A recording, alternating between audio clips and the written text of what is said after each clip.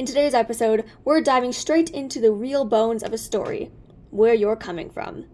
More specifically, I'll be explaining and ranting about why the moral actually doesn't come before the story, what happens when you try to force it, and how the moral should naturally come through in the story. I'm Veronica, and welcome to my little corner.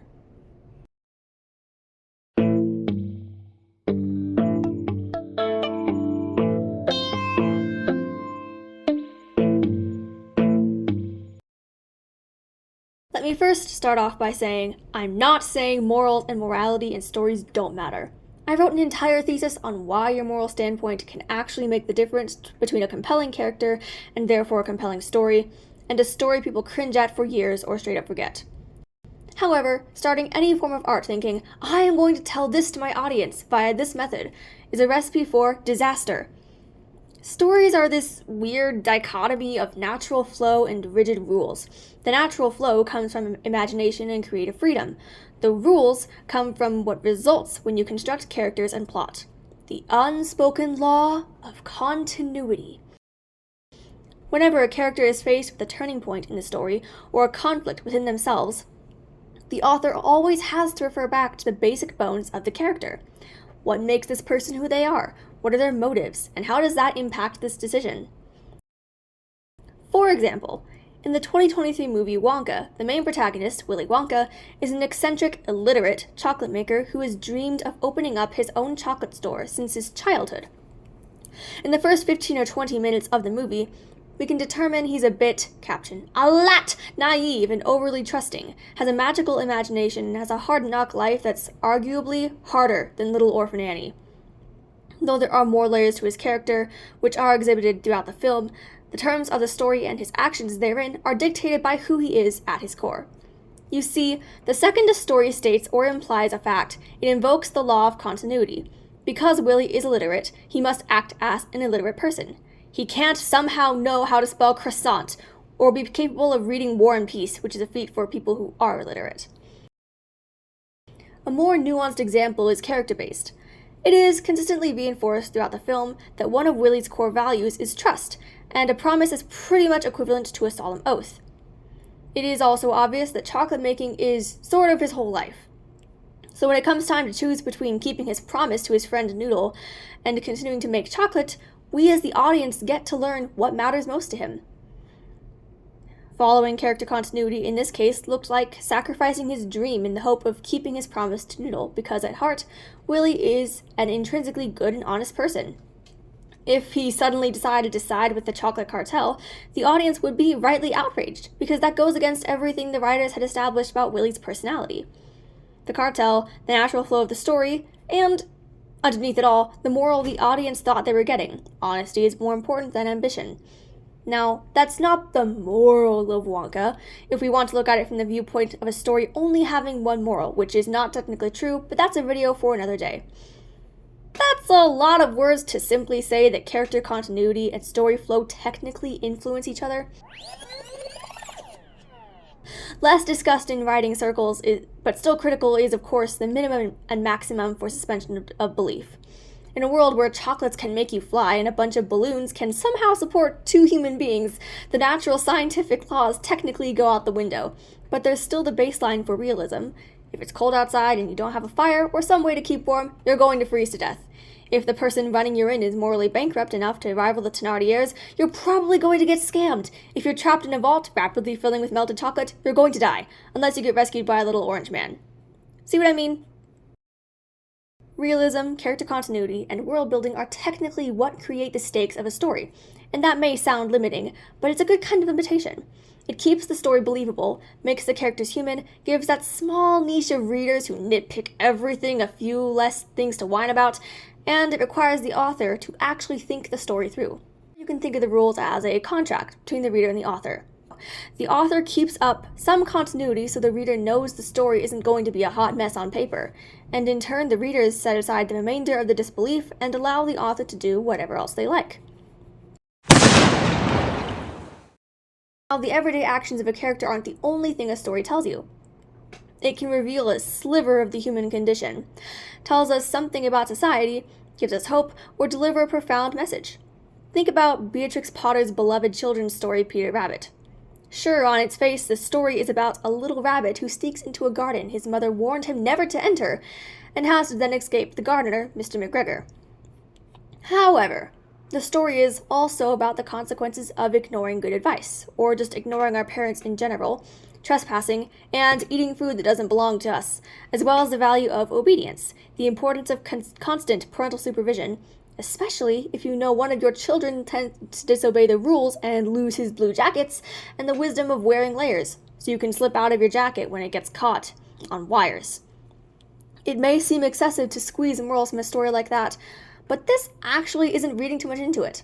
Whenever an author tells a story, they have to exert all their mental and emotional facilities, which are influenced by their experiences and understanding of the world. If you stuck with me this far, you're probably wondering when we're going to get to the part about the morals now coming before the story. The answer? Right now. As I said at the top of the video, there's a certain way to express your worldview, and so far I've shown you some of the unspoken rules of storytelling. Let me introduce how those tie into my main point. As the author, you are required to adhere to the flow of your story. Once I explain myself, you will understand.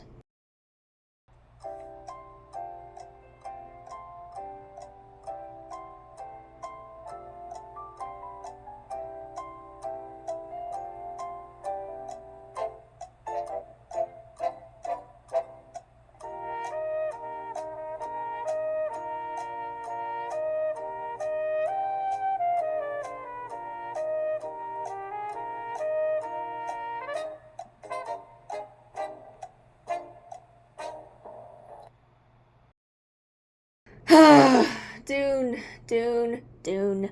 One of my favorite books, but simultaneously one of the most frustrating stories I've ever had the pleasure and frustration of plowing through. The world building comes in a close second to Tolkien. High praise coming from me, I'm very picky. The characters, so compelling. And that's the problem. You see, Dune has a lot of potential. When it was first introduced to me, my friend said it was like Star Wars, but more political. I took one watch, and then one read, and decided she was wrong, but also right. But also nobody was right, because the tone, setup, and message of the story were telling me different things. On the surface, Dune has everything a good classic book needs. We've got a prophecy, a boy with a strong sense of justice and a desire to protect the vulnerable, whose loving father was murdered by a corrupt government, a morally bankrupt royal house and empire versus the long-oppressed people. A love story! Everything! But Frank Herbert had something to say. Excuse me, can I have your attention, please?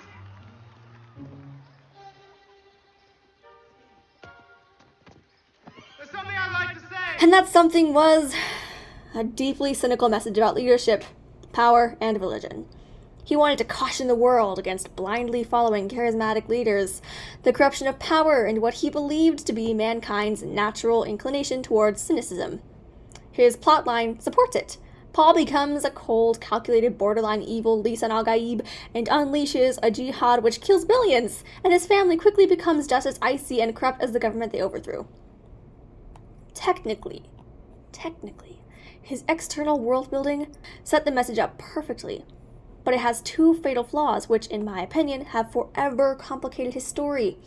Paul Atreides' moral compass, and the very tropes Frankie Boy utilized. Let's start with one of the most critical pillars of a story, character. All good stories are character-driven, meaning the character's motivations and actions are what moves the story along. They are actively influencing the world around them and have a set of beliefs, values, and goals that they care about enough to actually do something about. In Paul's case, he shows a very high moral and emotional intelligence, a sense of justice, even a distaste for his false destiny. For literally 587 pages, he expresses fear of the Holy War, grapples with morality versus vengeance, and shows a desire to integrate with the Fremen rather than subjugate them. He even states this on page 520, quote, "My mother is my enemy. She does not know it, but she is. She is bringing the jihad. She bore me. She trained me. She is my enemy." End quote. If this isn't solid proof that Paul doesn't want the jihad, I don't know what is. The problem is that Paul never does anything about his morals. With his mouth, he says he doesn't want a jihad, but he keeps mindlessly moving toward the jihad like somebody has possessed him. We never see him have it out with his mom. We never really see him grieve the billions of lies beyond words and a momentary emotional pang. Heck, his 2-year-old son gets murdered in part 3 and he grieves for all of 5 seconds before marching off to overthrow the Empire. We never linger on the emotional fallout of losing his father, his home, his house, his friends, or literally anything. In part 3, Paul pretty much just shuts off emotionally, and on the moments that should hit home, Frank Herbert decides that to avoid humanizing Paul, we need to skip over them. This is so out of character for Paul. For part 1 and part 2, we've seen him show some genuine emotion. He sheds water for the dead after he kills Jamis. He grieves his father. He cries all night in a tent, but same difference. We see him form genuine friendships, and then those all just go away in part 3. This isn't just him, though. Stilgar, who is actually more cynical when it comes to Paul's status as Lisan al-Gaib in the books, also does a total 180 in part 3. It's like all the characters who had a massive canyon between them and the jihad suddenly decide, you know what, I know I said all this stuff about justice, goodness, and morality in parts 1 and 2, but I'm actually gonna conveniently forget all that so I can go jihad. That canyon extends to the audience's connection with the characters, which is pretty much severed by the 2-year gap between part 2 and part 3 of Dune, where 90% of Paul's growth between the inciting incident and the climax occurs. Now, let me clarify. Time jumps can work when done properly, and Herbie here already has a pretty detached writing style, but for a man who languished over conversations about power, state dinners, and character dynamics before House Atreides even fell, this abrupt jump feels out of character and puts a massive distance between us and the characters. Paul's sudden, atypical choices and the switch up from the others feels like a 180 because it goes against everything the characters supposedly stand for, and worst of all, we don't even get to see how they got there. Paul breaking character and the switch up in Frank's narrative breaks the law of continuity. It's seriously shameful compared to Tolkien, who always maintained narrative consistency and never let his characters, break character. But what do you expect from an author who has something to say and won't stop until he says it? This isn't half as bad as what comes next, though. Breaking character continuity is already a major breach of writer's contract, but there's another major issue with Frank Herbert's storytelling. Ill use of definitions. Frank Herbert throws around major concepts such as prophecies and their fulfillment, religion and destiny, but he never takes the time to build on them. We are expected to know that all the prophecies made in his story are fake, and accept that the Fremen would unquestioningly swallow the sayings of these creepy space witches who apparently aren't witches, but aren't because science doesn't do that. The questions the Fremen do bring up are few and far between. Well, maybe there are more, but we don't actually get to see any possible objections because the groundwork is laid out for Paul and Jessica but when they show up to the Sietch, and any further pushback from the Fremen is sort of skipped over because Frank Herbert conveniently decided to fast forward 2 years and have Paul plop back into the story with a wife and kid in part 3, skipping potential opportunities to show how he gets from this charming, likable kid to a renowned Fremen prophet/war leader. The final nail in the coffin for Frankie Boy's whole prophecy thing is reader expectation.